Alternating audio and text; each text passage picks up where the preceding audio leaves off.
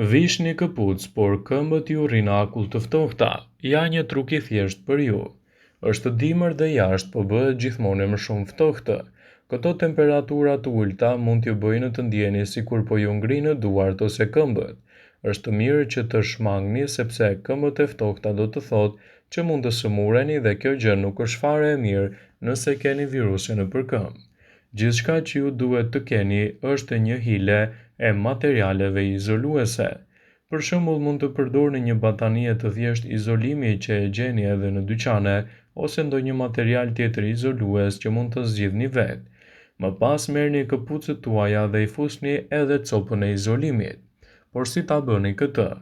Vizatoni formën e këpucës në batanie ose në çfarëdo materiali izolues që keni marrë.